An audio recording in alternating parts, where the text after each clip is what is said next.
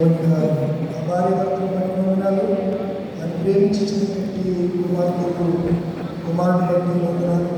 చదువు నుండి రాష్ట్రాల్లో కోవిడ్ దేశానికి మీరు తీసుకుని వెళ్ళారు. అక్కడ ఆయన మంచి పని చేసుకోవడానికి రూపానికి ఇచ్చారు. జీతంలో ప్రథమంగా ఈ మందిరానికి పరిచయం వరకు ఆయన పంపించారు. ఆ కుటుంబాన్ని తన భర్తను బిడ్డల్ని మీరు దీవించండి, చుట్టూ కంచి వేసి కాపాడండి. అలాగే ప్రభావ దాసులు పట్టించుకుని ఆరోగ్యం ముదిరి పడిన ప్రభావ స్వస్థం ఇచ్చారు. అందుబట్టి వదనాలు వారిని ఇచ్చినటువంటి కుటుంబం అందరినీ కూడా మీరు దీవించండి.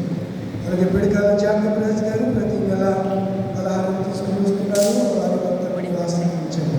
యేసునామమున నడుచున్నాము తండ్రి. ఆమె తండ్రి కుమారుడు పరిశుద్ధాత్మ సర్వశక్తుడు ఉంటుంది. మీకును మీ కుటుంబాలకు సమస్తమును మీకు తోడైనది కాదు. ప్రభుత్వం దేవుడు మీకున్నారా దెయ్యాలు అక్కడ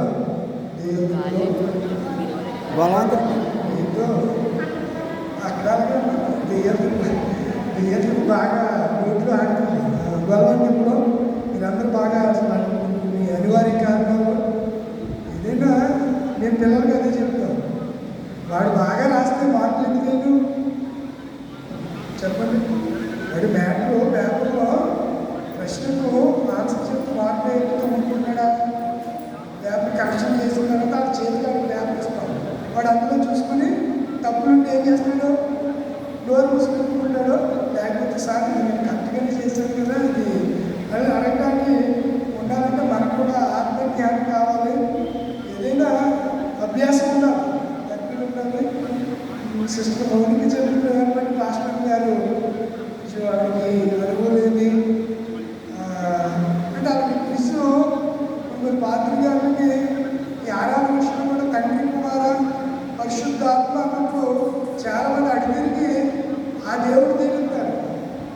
మీరు ఎక్కడైనా రోజు సంఘం నేను చర్చలు గోపాలను చూస్తే ఎటు తిరుగుతారు? తండ్రి కుమార పరిశుద్ధాత్మ లేకపోతే ఎవరు దీవించాలి? రాజాను అంటే దేవుడు దీవించే అడిగి చెప్తూ ఉంటారు. కొన్ని విషయాల్లో అంటే నేను ఇలా చెప్తే మీరు వేరే పాటలో ఆలోచించకండి. కొంతమందికి పాస్టర్ గారు ఒకవేళ సేవలు వచ్చినా ఈ క్విజ్ అన్ని నడిపించడం కొంతమందికి అనుభవం లేకపోవచ్చు. అలాంటి విషయాల్లో మనం కరెక్ట్గా పార్టిసిపేట్ చేసి సరిగ్గా చేసిన సమాధానం సరిగ్గా చెప్పిన అంతరిక్ష ఈ పేరు మీ ఏరియాలో కొత్తగా ఉన్నారు. నాకు అలా ఉందో మీరు అనుబంధం పూలో మీరు పాట పాడారని తెలిసిందండి. పాడినా కానీ వెంటనే మళ్ళీ అందేసుకున్నారండి. మ్యాక్సిమం ఎప్పుడైనా సరే అనుబంధం పూలో పాడడానికి ప్రయత్నించేయండి. 610 కీర్తనలు ఉన్నాయి, 620 కీర్తనలు ఉన్నాయి. ముగింపు మన బ్లెస్సింగ్ కీర్తనలో పాటు 620 ఉన్నాయి. 6 కూడా రాయలేదండి దాంట్లో. అనుబంధం 2లో పాడకూడదని రాయాలండి. రాయాలి. అలాంటప్పుడు రాలేదండి మన సంఘం కొంచెం డిస్టర్బ్ అయిందని నేను విన్నాను. మీరు కూడా మీరు ఏదైనా చేస్తున్నప్పుడు ముందు సేవకులు చెప్పండి.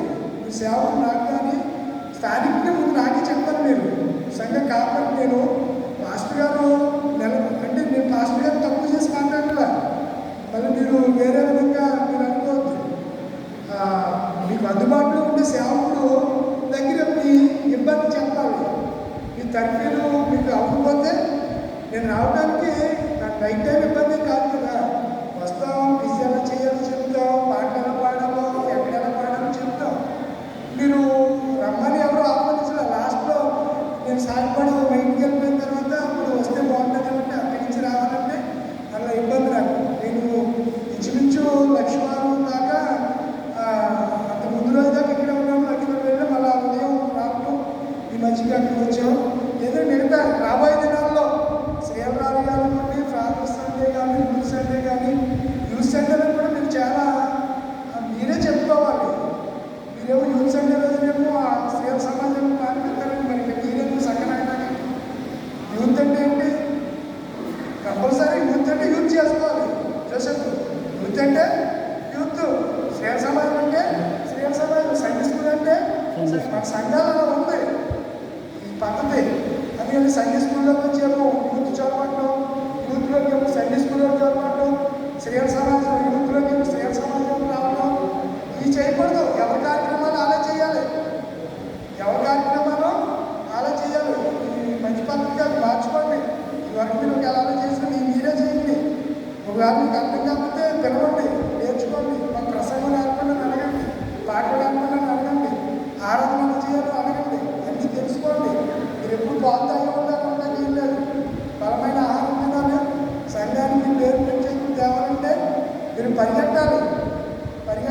ఎప్పుడు ఒకటి చేయాలి. మనం ఎంతకాలం నడిపిస్తారండి? మన అమ్మానాలే ఎక్కడ వచ్చిన తర్వాత ఇష్టం రాని బతుకుతుందంటారు.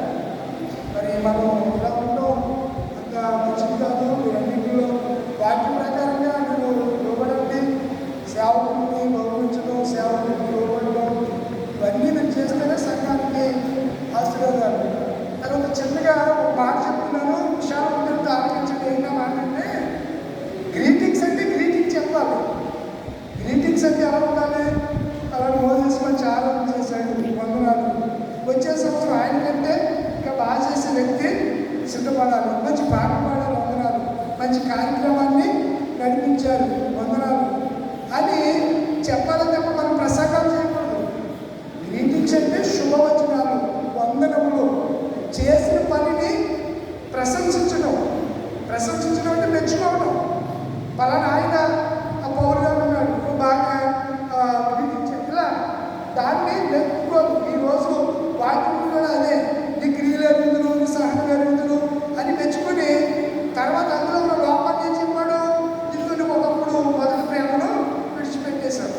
అలాగే మనం చేస్తున్నప్పుడు అందులో ఏదైనా లోపం ఉంటే అన్ని బాగా చేశారు. ఈ విషయంలో ఈ లోపం దీన్ని సరి చేసుకుని వచ్చే సంవత్సరం ఇంకా బాగా చెయ్యాలి. అది మన తరానికి మనం నేర్పవలసింది. అది అంతేగాని మనమే మైకు చేసుకుని మనమే అన్ని చేయాలనుకోవడం అది ఇంకా మన వెనకాల ఉన్నప్పుడు నా వెనకాల నా కొడుకు ఎప్పుడైతే కదా అన్ని నేనే చేస్తేనే జసపు అన్ని నేనే చేస్తే వాడికి ఎందుకంటే వాడి పెళ్ళే కాదు వెళ్ళాలి. వాళ్ళందరూ పెంచితే కూర్చుంటాం. మనకే ఆరోగ్యం బాగోదు, ఏదో ఇబ్బంది వస్తుంది. అప్పుడు ఏంటి పరిస్థితులు? వాళ్ళందరూ మనం పెంచలేం కదా, అందరూ చూసుకోలేం కదా. ఎవరి కాడి మీద ఆనందపడ్డారు, ఎవరి పని వాళ్ళు చేయాలి కంపల్సరీ. రాబోయే దినాల్లో మీరు అందరూ కూడా మంచిగా మిమ్మల్ని అప్రిషియేట్ చేస్తున్నారు, మిమ్మల్ని అభినందిస్తున్నారు. మిమ్మల్ని తప్పు చేసి మాట్లాడలేదు. పిల్లలు తెలిస్తే తెలియదు